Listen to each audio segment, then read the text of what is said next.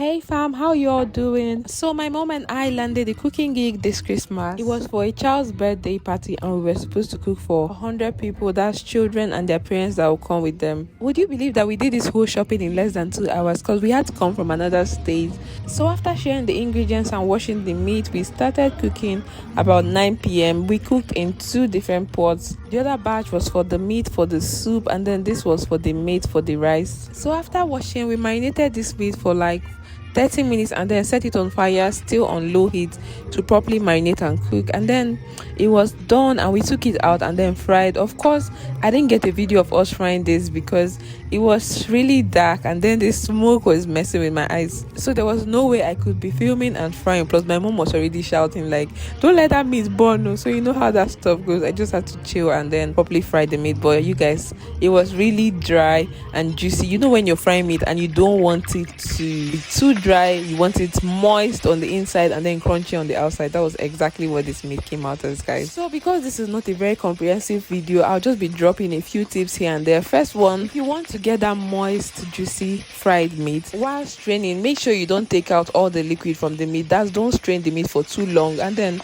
don't forget to throw in a bulb of onion or 2 for that added flavor. So after frying the meat, we went ahead to dehydrate the tomato mix that we would use for the stew. That's for the jollof rice later in the morning.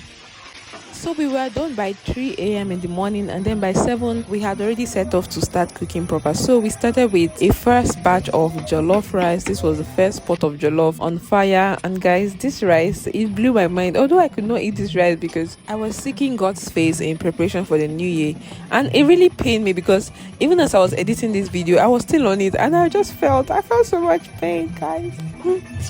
Well, back to reality. So this was the smaller batch of jollof, and then I needed this to be out of the fire already so I could start cooking the fried rice. So my mom handled the jollof and the soup while I handled the fried rice and the sauce. By the time the first batch of rice was ready, the owners of the house were waking up to a tantalizing smell, and then neighbors from around were already coming in to say, "Ogini Nemeba," you know. My non-Igbo viewers, please pardon me, you know, I had to throw in 1 or 2 Igbo because this was happening live in the East Anambra State, Oyi local government, Omunike to be precise. And we really had a lovely time. The host was super cheerful and welcoming, and it was a very fun experience for me. And I can't wait to be doing this again sooner than later. So guys, back to the rice. Can you see the color of this rice? Can you see the color of this rice, guys? There was a secret ingredient we used for this rice.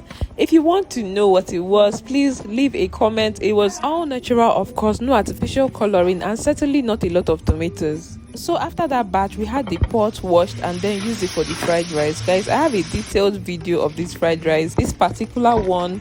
If you want to see it, please check the videos on my page and you're going to see it attached. It's officially my fail-proof fried rice recipe, guys, because this fried rice got a lot of reviews. Not minding the quantity, the texture, color and taste was on point. It was giving everything that it was supposed to give. So if you are looking for a fried rice recipe, this version or the smaller one on my page is your go-to. Another secret to making good fried rice is making sure you cut your veggies properly and evenly, including your liver as well. You want to make sure everything comes out looking all nice and neat. So after frying the veggies, I mixed in batches. I actually brought down the pot and then mixed the already cooked rice in batches. It's advisable to mix in batches to ensure an even distribution of vegetables in your rice. And then I did this while it was still hot. It's okay to do this part on the stove as well, but I do not like to do that so that my rice does not end up coming out too dry. So I would rather mix off the fire but while it's still hot. Can you see how good this looks? Please, if you have any questions concerning this, do let me know in the comments. Now over to the initial batch of jollof. We are back to this jollof rice, and like I said, I obviously couldn't get enough of this beauty.